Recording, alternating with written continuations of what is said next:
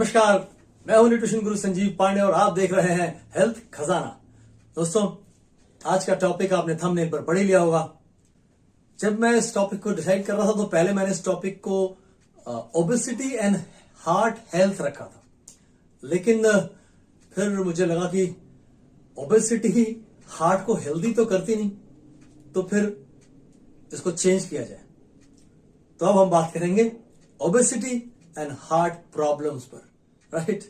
तो ओबेसिटी पे हम पहले एक बार बात कर चुके हैं, हार्ट हेल्थ पर हमने रिसेंटली कुछ वीडियोस में बात की है, लेकिन आज हम ओबेसिटी और हार्ट प्रॉब्लम्स में क्या कनेक्शन है इसको समझने की कोशिश करेंगे। तो थोड़ी सी बात करते हैं ओबेसिटी पर। आइए बात शुरू करें। दोस्तों, ओबेसिटी यानी मोटापा, यानी आपकी हाइट, आपकी उम्र के हिसाब से जो आपका वजन होना चाहिए, आपका वजन उससे बहुत अधिक है, यानी एबनॉर्मल वेट है आपका।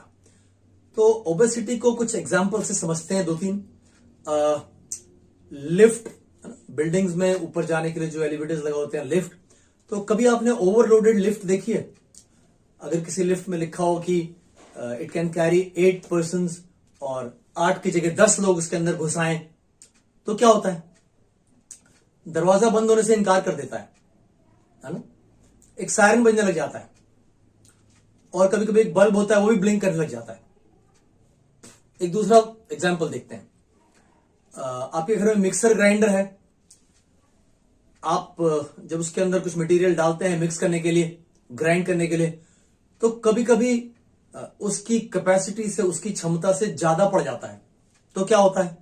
जैसे ही ऑन करते हैं, गर्र कर, बस ऑटो कट, चलने से इनकार कर देता है, सर्किट कट ऑफ हो जाता है। धन्यवाद कहिए ऊपर वाले का कि उसने हमारे शरीर में ऑटो कट नहीं लगाया कि जब क्षमता से ज्यादा हो जाए भार तो ऑटो कट हो जाए, तो काम तमाम हो जाता। लेकिन हम इसे कई बार महसूस कर पाते हैं।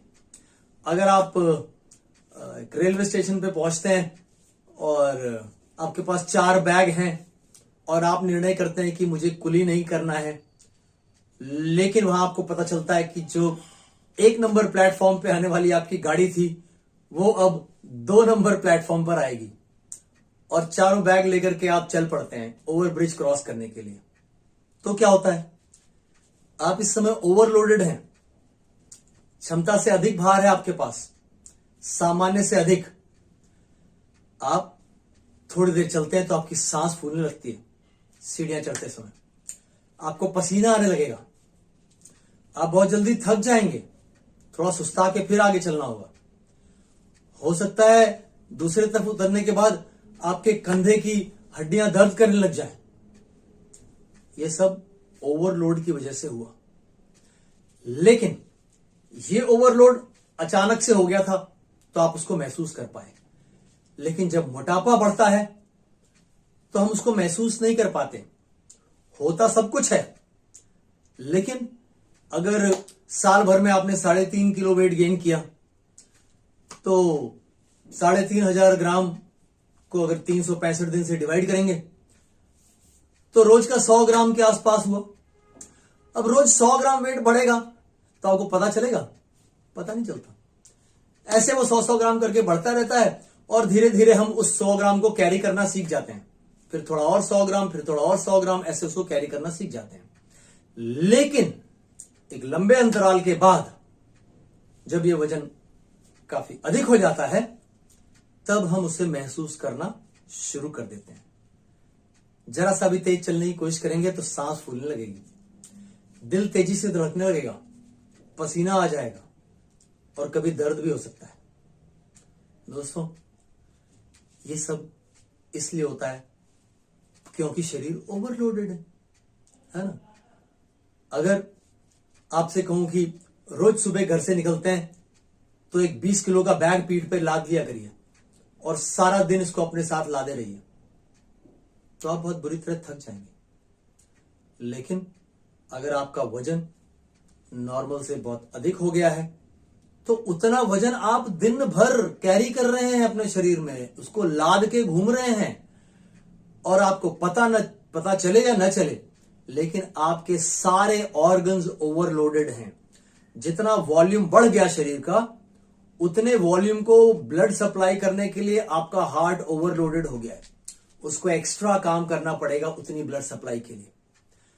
अगर वो उतना नहीं कर पा रहा है, उसके लिए बहुत ज्यादा हो जा रहा है ये काम, तो तमाम ऑर्गन्स तक पर्याप्त खून नहीं पहुंचेगा, और इस तरीके से सभी ऑर्गन्स वीक होने लग जाएंगे। आपके शरीर के सारे ऑर्गन्स उस लोड को झेल रहे होंगे, पर कोई इंडिकेटर नहीं लगाया ऊपर वाले ने, कोई ऑटो कट स्विच नहीं दिया। ये अच्छा भी है और खराब भी। अच्छा इसलिए कि ओवरलोड होते ही कट ऑफ हो जाता तो मामला गड़बड़ था, लेकिन खराब इसलिए कि ऑटो कट नहीं है तो हमें पता ही नहीं चलता कि कब हम अपनी सीमाएं लांघ जाते हैं। न सिर्फ आपके सारे ऑर्गन्स ओवरलोडेड हो जाते हैं, आपकी बोन्स भी ओवरलोडेड हैं, जो इस पूरे वजन को कैरी कर रही हैं, है ना। ये सारा जो शरीर का तंत्र है, ये आपकी हड्डियों पर ही सारा ढांचा टिका हुआ है, सब कुछ ओवरलोडेड है एवरी डे। इस तरह से क्या होता है, जब वजन बढ़ा रहता है शरीर का, तो आपके शरीर में कोलेस्ट्रॉल डिपॉजिट बढ़ने लगता है।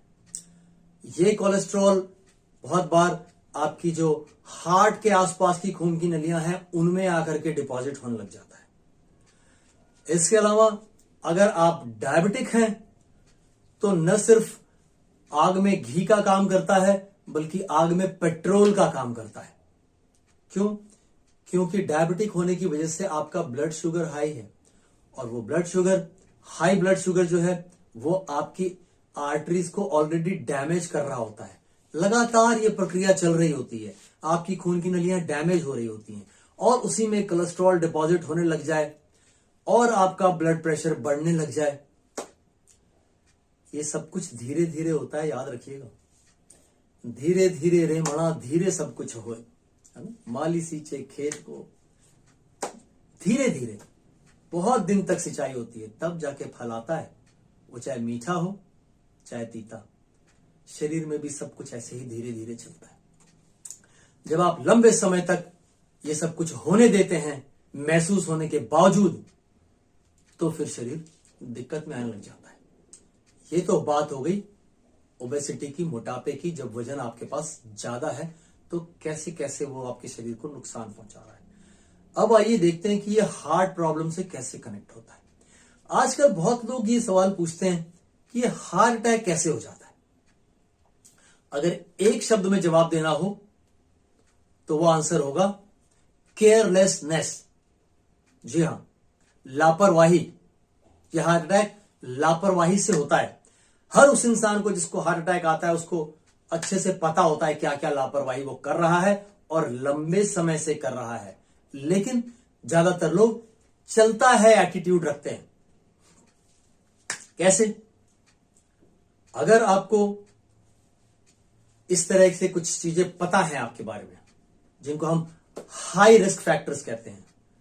नंबर 1, अगर आपका सीडेंटरी लाइफस्टाइल है, स्थूल जीवन शैली है आपकी, यानी कि 3 से 4 घंटे कम से कम आप फिजिकल एक्टिविटी में इन्वॉल्व नहीं है, अगर तो आप स्थूल जीवन जी रहे हैं, आप हाई रिस्क जोन में हैं।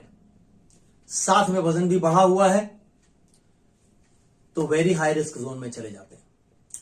अगर आप टोबैको का रेगुलर इस्तेमाल कर रहे हैं, तो आप हाई रिस्क जोन में हैं। और अगर साथ में आपका वजन भी बढ़ा हुआ है, तो अगेन आप हाई रिस्क जोन से वेरी हाई रिस्क जोन में चले जाते हैं। अगर आपको ऑलरेडी हाइपरटेंशन की शिकायत है, हाई ब्लड प्रेशर का सिंपल सा मतलब समझ लीजिए, हार्ट को जितना प्रेशर लगाना पड़ता है खून को पूरे शरीर में घुमाने के लिए, वो प्रेशर अगर उसको ज्यादा लगाना पड़ रहा है तो हाई ब्लड प्रेशर है। तो अगर आप पहले से हाई ब्लड प्रेशर के पेशेंट हैं और आपका वजन भी बढ़ा हुआ है, तो अगेन आप वेरी हाई रिस्क जोन में चले जाते हैं, राइट। तो इन सब परिस्थितियों में आपको बहुत सारी चीजों का ख्याल रखना है। आपका सवाल होगा तो फिर करना क्या होगा? नंबर 1, आपको जो करना होगा वो आपको अपना वेट लूज करना होगा। आपको अपने वजन को सही जगह लेके आना होगा। सही जगह क्या होती है वो आप बीएमआई से जान सकते हैं। ठीक है, आप बीएमआई चार्ट खोज लें, गूगल करके निकाल लें, मिल जाएगा आपको। आप अपनी सही बीएमआई जान लें क्या है और उस रेंज में अपने वेट को ले जाने की कोशिश करें। अब सवाल ये उठता है कि वेट अगर हम थोड़ा अपना ले आएंगे विद इन लिमिट्स तो जो बाकी समस्याएं हैं उनका क्या होगा। तो आपको कुछ और चीजों का विशेष ख्याल रखना पड़ेगा अगर आप हाई रिस्क जोन में हैं। जब आप वेट कंट्रोल कर लेते हैं तो आप वेरी हाई से निकल करके हाई रिस्क जोन में आ जाते हैं। अब आप हाई रिस्क जोन में हैं तो आपको नंबर 1 जंक फूड अवॉइड करना होगा। अगर आप जंक फूड से तौबा कर लेंगे तो आपकी सेहत के लिए बहुत अच्छा होगा। और कभी ऐसा सुनने को नहीं मिलेगा दुनिया वालों को कि अरे अभी कल ही तो मिले थे, उनको तो बिल्कुल ठीक थे, फर्स्ट क्लास, अभी तो मेरी बात हुई थी। ऐसा कभी सुनने को नहीं मिलेगा आपके बारे में। राइट, जंक फूड से तौबा कर लें, उसको हटाएं और एक चीज बढ़ाएं, वो है रॉ फ्रूट्स एंड वेजिटेबल्स। प्रकृति ने जिस रूप में आपको प्रदान किए हैं वेजिटेबल्स और फ्रूट, उनको उसी रूप में ग्रहण करें। ये आपके पूरे दिन के भोजन का आधा हिस्सा होना चाहिए। 50% कंजम्पशन जो आप 24 घंटे में खा रहे हैं वो रॉ फ्रूट्स एंड वेजिटेबल्स का होना चाहिए। नंबर 2, आपको सॉल्ट और शुगर दोनों पर कंट्रोल रखना होगा। यानी कि न मीठी चीजों का ज्यादा सेवन करें और न नमकीन चीजों का ज्यादा सेवन करें। तो यहां सवाल ये खड़ा हो जाता है कि जब मीठा ना खाएं, नमकीन ना खाएं, तो फिर क्या खाएं। मैंने आपको पॉइंट नंबर 1 में बताया, जो न मीठे होते हैं और न नमकीन, न उसमें शुगर होती है न उसमें सॉल्ट। क्या? रॉ वेजिटेबल्स, है ना। रॉ वेजिटेबल्स में न शुगर होती है और न सॉल्ट होती है। जब आधा भोजन उससे करेंगे तो अपने आप आपका नमक और चीनी घटने लग जाएगा। नंबर 3, प्रिजर्वेटिव वाली चीजें अवॉइड करें। प्रिजर्वेटिव यानी कोई भी खाने पीने की चीज जब पैक कर दी जाती है तो उसमें प्रिजर्वेटिव का इस्तेमाल किया जाता है। लेबल पे पढ़ लें, आपको पता चल जाएगा। क्यों अवॉइड करना है? सभी वो चीजें जिनमें प्रिजर्वेटिव होता है उसमें सॉल्ट कंटेंट हाई होता है, नमक की मात्रा बहुत अधिक होती है, क्योंकि वो खुद में एक प्रिजर्वेटिव है। तो ऐसी सभी चीजों से तौबा करना है। नंबर 4, जितने भी ट्रांस फूड्स हैं, ये सब आपको लेबल पे मिल जाती है इंफॉर्मेशन। जब आप कोई खाने पीने की चीज खरीदते हैं पैक, तो लेबल पे लिखा होता है। जितने ट्रांस फूड्स हैं उनसे आपको दूरी बना लेनी है, लेबल पे चेक करके। नेक्स्ट, सभी प्रकार के फ्राइड और frozen foods, fried and frozen, FNF, इनको जीवन से दूर ले जाना है। चखने के लिए चलता है, थोड़ा थोड़ा चख सकते हैं, स्वाद लेना है तो, लेकिन भोजन की तरह इस्तेमाल करना है तो नहीं चलता है। नेक्स्ट, कंसिस्टेंट फिजिकल एक्टिविटी चालू रखनी है। कंसिस्टेंट यानी कि नियमित, एवरीडे बेसिस पर। यानी कि 2 दिन वॉक करने गए या दौड़ लिया, कुछ किए और फिर छोड़ दिया। 2 दिन छुट्टी बना सकते हैं तो चलता है। फिजिकल एक्टिविटी कंसिस्टेंट रहनी है, रोज रोज होनी चाहिए। महीने में 2-3 दिन छूट जाती है, कोई बात नहीं, चलेगा। नेक्स्ट, वाटर इनटेक कंसिस्टेंटली बढ़ाना है। पानी लगातार आपको ख्याल रख करके थोड़ा अधिक पीना है, ज्यादा पानी शरीर में जाना चाहिए आपके। नेक्स्ट, आपको कोशिश करनी है कि गुस्सा ना आए। ये कैसे होगा? कुछ लोग कहते हैं ओ मुझे तो बहुत गुस्सा आता है। ये कोई अचीवमेंट नहीं है, ये एक प्रॉब्लम है। आप अगर हाई रिस्क जोन में हैं, आपको गुस्से से थोड़ा बचना होगा। क्यों? क्योंकि गुस्सा आपके ब्लड प्रेशर को शूट कर देता है हाई, और आप ऑलरेडी उस जोन में हैं जहां आप पहले से प्रॉब्लम में हैं, तो ये आपके हार्ट के लिए रिस्की हो सकता है। गुस्सा अवॉइड करने का एक छोटा तरीका मैं आपको बताता हूं। जैसे किसी बात पे आपको गुस्सा आए, फटाफट 1 to 50 काउंट करिए और फिर गुस्सा करिए। आप गुस्से से बच सकेंगे। ठीक है, साथ में आपको थोड़ा रिलैक्सेशन प्रैक्टिस करना पड़ेगा। मेडिटेशन, कुछ ध्यान योग कुछ करें, है ना, थोड़ा ध्यान लगाएं, कुछ समय सिर्फ अपने साथ बिताने के लिए रखें तो मेडिटेशन हो जाता है। ठीक, and last but not least, अच्छी नींद लें। आपको शरीर को पर्याप्त आराम देना होगा, अच्छे से सोएं, उसमें कोई कटौती न करें। मोबाइल फोन 12 बजे के पहले ही बंद कर दें, नहीं तो 2 बजे तक सोने नहीं देता। कई बार सुबह देखता हूं किसी का व्हाट्सएप चेक करता हूं तो देखता हूं कि लास्ट सीन 4:10 4:10 AM। ज्यादातर लोग सवेरे सोने जाते हैं। ऐसी कोई गलती ना करें, नहीं तो आपके ऑर्गन्स ऑलरेडी ओवरलोडेड हैं और जैसे ही आपकी बायोकेमिकल क्लॉक डिस्टर्ब होगी सब कुछ बिखर जाएगा। और एक आखिरी सलाह, लोगों से अपने मन की बात करते रहें। अपने नियर एंड डियर वंस के साथ अपने जो थॉट्स हैं वो शेयर करते रहें। बातचीत, कन्वर्सेशन जारी रखना चाहिए। कन्वर्सेशन जारी रहने से बहुत सारी जीवन की समस्याएं अपने आप खत्म हो जाती हैं। और एक चीज का और ख्याल रखना है, अपने नंबर्स आपको पता होने चाहिए। You must know your numbers. कौन से नंबर्स? ब्लड प्रेशर 80/120, इसके बाहर जा रहा है तो प्रॉब्लम है। बीएमआई पता होना चाहिए आपको अपना, बीएमआई चेक कर लें ताकि आप अपने वेट को ठीक से राइट जोन में रेगुलेट कर सकें। Cholesterol should never be more than 200, उसके नीचे रहना चाहिए। बीएमआई की मैंने बात की थी, वो 18 से 24 के बीच में राइट होता है, वो आप चेक करेंगे तो आपको पता चल जाएगा अपने वेट के according. And last, your sugar 100 से 140 यहां तक संभाला जा सकता है, इसके बियॉन्ड संभालना नामुमकिन सा हो जाता है। साथ में इस बात का ख्याल रखें कि अगर आपका कोई मेडिकेशन चल रहा है, कुछ दवाएं आपको प्रिस्क्राइब की गई हैं आपके डॉक्टर के द्वारा, उनको जारी रखें और सप्लीमेंटेशन ऐड करें, क्योंकि आज भोजन से बात बनती नहीं है, तो सप्लीमेंट्स ऐड करें। क्या सप्लीमेंट्स आपको हेल्प करेंगे? प्लांट प्रोटीन आपको हेल्प करेगा, ओमेगा 3 आपको हेल्प करेगा, गार्लिक आपको हेल्प करेगा, कैल्शियम आपके लिए बहुत जरूरी होगा। फाइबर एक ऐसा प्रोडक्ट है जो बहुत नेग्लेक्टेड है, फाइबर का बहुत ख्याल रखना होगा आपको। फिर चाहे आप डायबिटिक हो, चाहे हार्ट पेशेंट, चाहे आपको इंडाइजेशन हो, सब चीजों में फाइबर बहुत हेल्प करेगा आपको। और अगर कोलेस्ट्रॉल संभालना है सप्लीमेंटेशन के जरिए, तो आपको कोलेस्ट्रॉल बैलेंस करने के लिए भी सप्लीमेंट चाहिए होगा।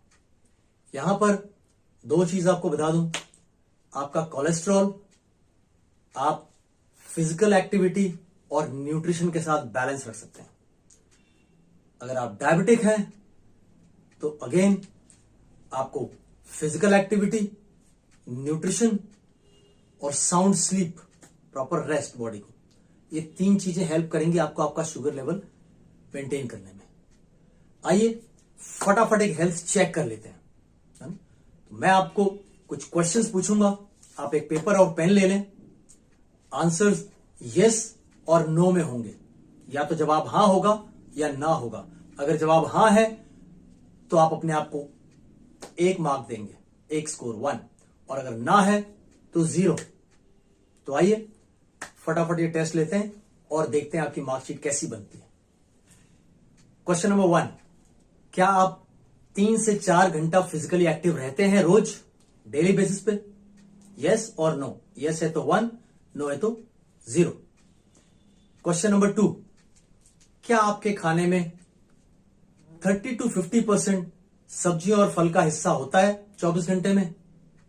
हां है तो 1, ना है तो 0। क्या आप अपने बीएमआई के अकॉर्डिंगली हेल्दी वेट ब्रैकेट में हैं? यस और नो। क्या आपकी जो दिनचर्या है वो काफी तनावपूर्ण है? क्या आप हाई स्ट्रेस का सामना करते हैं? अगर आप हाई स्ट्रेस का सामना नहीं करते हैं तो यस, करते हैं तो नो। आपके घर में कोई हार्ट प्रॉब्लम की हिस्ट्री नहीं है? अगर नहीं है तो यस, और है तो नो।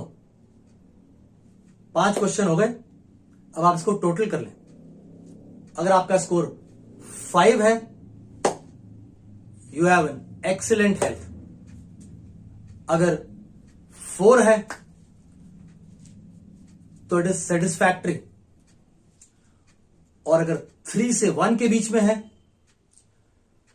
तो आपको सीरियस चेंजेस करने की जरूरत है अपने लाइफस्टाइल में, अपनी डाइट में।